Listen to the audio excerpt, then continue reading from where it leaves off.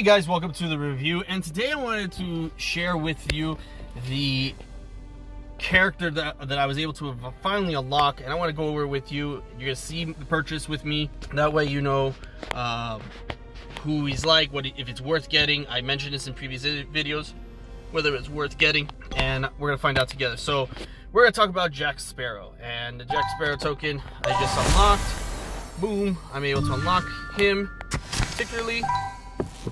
And Jack Sparrow I have, so I'm gonna level him up. I think I have enough.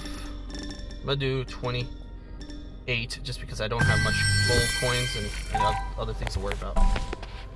I won't be able to level him up completely because I need more materials and then more grinding. But just so you have an idea what he looks like, Jack Sparrow, he has an offense of 171, defense of 39, so he's not really, he's kind of squishy. His health as well is a little low, so it's 1300. And I feel that's way. I think Aladdin, even at 3 stars, tier 4, he has almost 2500 that I have him right now. So if you're taking a comparison, even though he has at tier 2, he should have more than 1300 as a character. Recovery has none. Critical damage 5%. Critical power 150. Basic standard stuff. Speed is at 100. Potency, if you're not familiar with it, it is basically how harmful his effects will be, a percentage of it. He has none. He does have a way to resist certain harmful attacks against him, which is also a good thing. That's in the movie what he's known for. He usually runs away from danger. I think it should be a little bit higher. Precision doesn't have much, and evasion he doesn't have anything. Now I'm not sure if because I have him at 28 that's the reason, or is it because he has no. He's not a higher tier yet. Let me just level him up real quick to 29 and see the comparison. So that we see already his base stats went up by 4 on offense, by 1 on defense, and by 40 on almost 40 on health. So overall his health didn't improve, even though I don't have him at maxed at 32 or 33 like I do with my Aladdin. And everything stayed the same. On recovery, crit damage, yeah, I think it should. Jack Sparrow as a character, as powerful, is not there. I think what it relies on more on his abilities, and these abilities are here. So his basic attack gives him a 155 damage to one target and a chance for a random teammate to assist. That's kind of cool. If you level up, he gets a 20% chance to harmful attacks from himself. So that's a resistance, so that's an improvement. And also restores 10% of his health. So he gets recovery after you level him up to level 2. So that might be a way to look at investing in some of these runes to get him leveled up on that particular attribute. And then he gets 50% damage dealt. So it improves his damage. So you need to upgrade his abilities to really make a difference. Now this one, if I'm familiar with, is an AoE effect. He hits this one and he basically attacks the entire field. So this is something you want to look into. He does deal 104 damage. And he does have a 10% chance for critical strike chance against opponents affected by defensive down. That's something to partner up with maybe Captain Hook, because he does have that attribute or ability for weaknesses, and I believe that's a defensive down option. I'm not familiar, but I'm pretty sure it is. And he gets an additional level 50% for damage.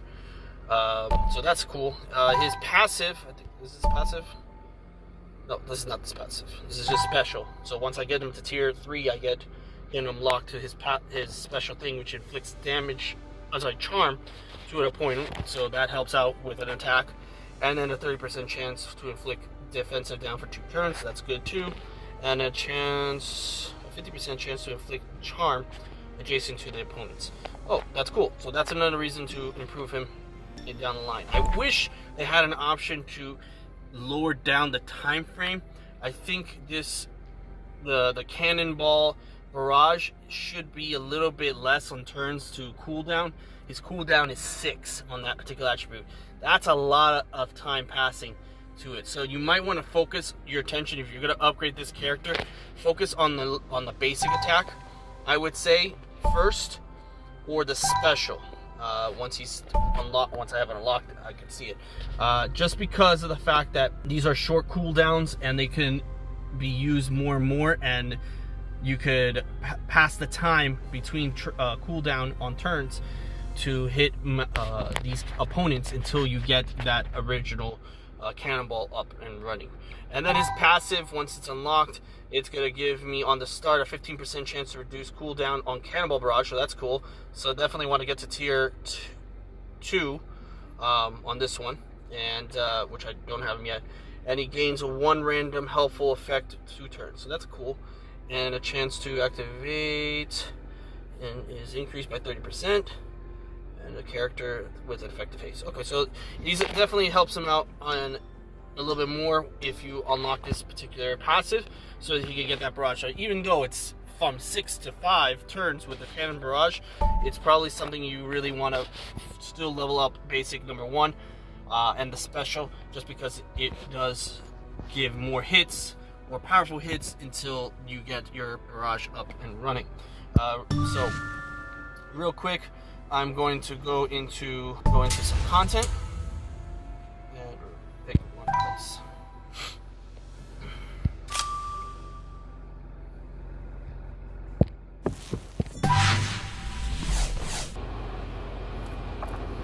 All right, here we go. Let's get this started. This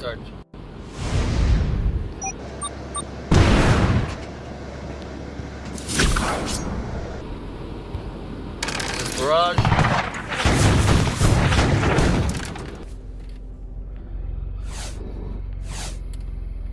Well, that didn't show me the best highlight for him, but just to give you an idea, he needs to get, like I said, increase in his damage just so that he can get a little bit more play time. Granted, I only have him in tier 1, so he's not as powerful as he could be with a tier 3 or 4, but again, that's something I'm gonna have to work on with this character. But I wanted to give you that first look on him to see if he's worth the time or not. So anyways, thank you so much, guys, for watching. I really appreciate you taking the time. Please hit that like and subscribe button below, and stay tuned for any new content that's coming out. So thanks, guys. Have a wonderful day. Bye.